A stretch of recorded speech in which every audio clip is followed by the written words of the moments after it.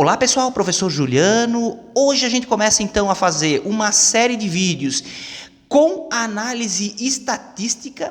A gente vai começar hoje falando sobre alguns conceitos introdutórios relacionados à análise de gráfico e logo em seguida, conforme as semanas vão passando, a gente vai incrementando a nossa análise, inserindo novos conceitos dentro dessa área da matemática tão importante, não só para a gente se desenvolver no ensino fundamental, no ensino médio e no ensino superior, mas também para conseguir entender fenômenos práticos do nosso dia a dia. Então vamos lá para a nossa primeira aula dessa série que relaciona então alguns conceitos que vinculam gráfico a uma análise conceitual de alguns fenômenos práticos. Então, pessoal, começando a nossa análise gráfica, então a gente vai ver, como comentei, hoje os principais tipos de gráficos, a gente vai ver alguns deles. Vou começar então com os gráficos de coluna. Alguns elementos importantes para a gente construir e pensar os gráficos de coluna. Primeiro que o gráfico de coluna, então, eu tenho um eixo vertical, que comumente a gente chama também de eixo das escalas. A gente tem o local que é a origem e o eixo horizontal que é das variações. Então, isso tem muito a ver com a lógica do plano cartesiano, de construção de par ordenado. Então, nós temos as colunas, que aqui eu estou representando em verde, a altura de acordo com a intensidade de cada variação. Então, essa altura aqui, ó, claro, vai depender da intensidade de cada variação, que depende do fenômeno que está sendo analisado. A mesma largura, então, aqui, né, as minhas barras, elas vão precisar ter a mesma largura, e a distância entre elas, que essas distanciazinhas aqui, ó, elas também vão precisar ser constantes. Então, esses são os elementos para a gente construir um bom gráfico, um gráfico esteticamente bem entendível do gráfico de colunas.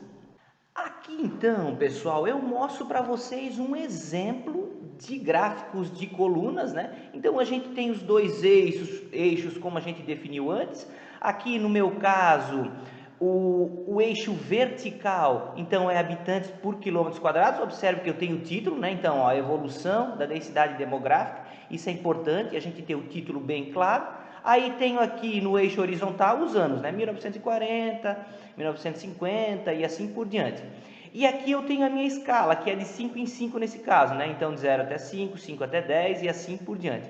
Então é uma relação de habitantes por quilômetros quadrados, conforme os anos vão passando, né? A gente pode ver que a gente tem então um aumento, né, da densidade demográfica, um aumento do número de habitantes por quilômetros quadrados, dado por essa escala, né? Então em 1940 eu tinha 5, por exemplo, certo? Em 1950, então eu tinha aproximadamente 6 e assim sucessivamente. Então cada intensidade de barra dessa vai estar então relacionado a essa densidade demográfica. Outra coisa importante que eu quero destacar aqui é a fonte, né? Então, ó, densidade demográfica de 1940 ao ano 2000, né?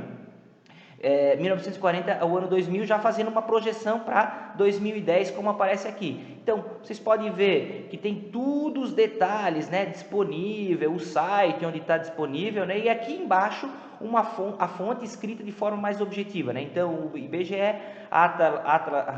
Atlas Geográfico Escolar, 7ª edição de 2016, na página 114. Então, vocês podem observar que esse gráfico aqui tem tudo, né? Tem o título de forma bem legível, tudo o que significa o eixo horizontal e vertical, a densidade demográfica, as cores, né? Tá chamando bem a atenção. Então, esse gráfico aqui é um exemplo de gráfico de colunas. Agora, um outro gráfico bem conhecido, né, pessoal? O gráfico de barras. Também alguns elementos do gráfico de barras. A gente também tem um eixo vertical e um eixo horizontal. Observem que esse eixo vertical, a variação em medidas ou quantidades numéricas, eu tenho a origem, como eu tenho lá no plano cartesiano também, que eu comentei antes. Um eixo horizontal, que é da escala. Observe então que aqui a gente está representando as barras pela cor verde, né? Então eu tenho as barras. O tamanho de acordo com a intensidade, né? Em cada variação. Então também eu tenho então o tamanho vai depender dessas variáveis aqui, né, pessoal? Das variáveis que eu vou disponibilizar aqui no meu eixo vertical. Tem a mesma largura, como está representado aqui, né? Eu tenho a mesma largura e as distâncias, então, entre cada uma dessas barras, né? Elas também vão ser constantes. Na hora de a gente construir, então, um gráfico de barras, essas características são importantes para a gente ter uma estética de apresentação bem legível para a pessoa que está lendo o gráfico ali e analisar de forma mais adequada o fenômeno que está sendo apresentado. O gráfico de setor ou circulares, né, também é bem conhecido como gráfico de pizza, também tem alguns elementos importantes. A forma dele, então, é uma forma circular. Os ângulos, os ângulos proporcionais às porcentagens representadas, tem uma maneira de encontrar esse ângulo aqui, porque uma volta inteira é 360 graus, né? Então tem que pegar o ângulo, a porcentagem correspondente e multiplicar por 360 para saber exatamente qual é a relação entre a porcentagem e um ângulo. A gente vai fazer futuramente um vídeo mostrando de forma bem detalhada essas relações. Aqui no lado eu tenho sempre uma legenda, essa legenda não precisa estar necessariamente nessa posição, mas esses gráficos comumente sempre tem uma legenda, né? Então, legenda com os tipos de dados representados que pertencem a uma única categoria. É também um gráfico bem conhecido, o gráfico de setor, e ele tem como característica mostrar as características do fenômeno de forma bem objetiva.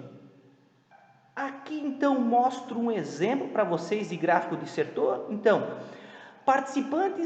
participação das atividades no PIB em 2014, vocês podem ver que eu tenho cada uma das seções aqui, né, dos setores, representando uma característica do fenômeno. Então aqui eu tenho 71% do PIB de serviços, agropecuária 5,6% e a indústria 23,4%. Eu tenho também a fonte, o IBGE, de forma bem clara. Então eu tenho o título, a fonte, eu tenho aqui os meus setores representados de forma bem clara, né? Utilizando inclusive cores diferentes. E aqui eu não tenho uma única legenda aqui no lado, como eu mostrei antes, né? As legendas, elas estão posicionadas no lado de cada setor, também pode ser feito. É uma característica, é uma arquitetura de construção que vai depender de cada pesquisador ou de cada instituto de pesquisa. Outro gráfico muito conhecido, então, o gráfico de linhas. Eu também tenho um eixo vertical e um eixo horizontal, como a lógica do plano cartesiano. Os pontos ligados por uma linha, que aqui está sendo representada em verde, né? Essa linha aqui. Posição vertical de acordo com a intensidade em cada momento de representação. Então, essa altura aqui vai depender da intensidade, né, que aparece naquele momento.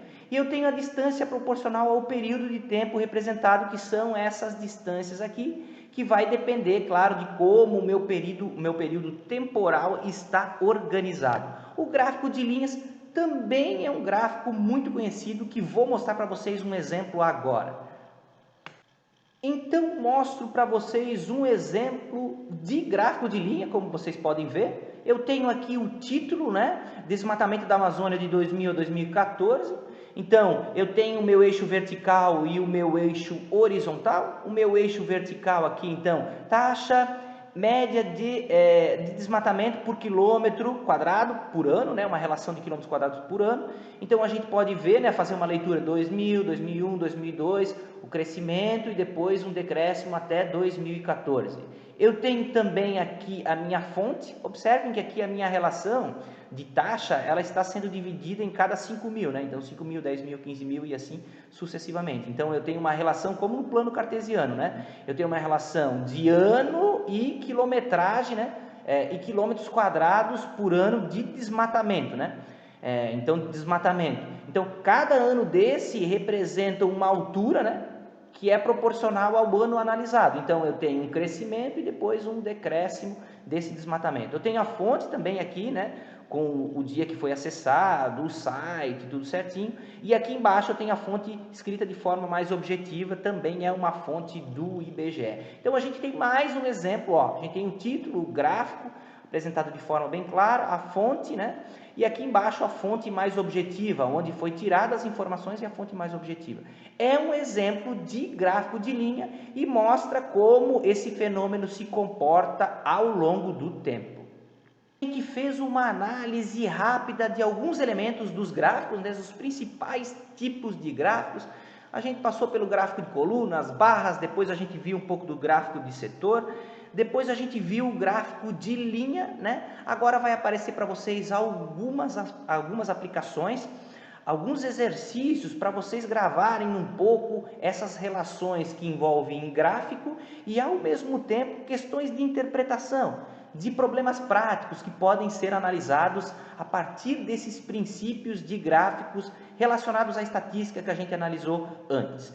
Eu vou deixar aqui a possibilidade, se vocês quiserem, colocar as dúvidas nos comentários, a gente pode ir conversando nos comentários, ou também enviar essas atividades, essas aplicações, para o meu e-mail que eu vou deixar na descrição desse vídeo. Um grande abraço a todos, pessoal. Nos vemos por aí. Tchau, tchau.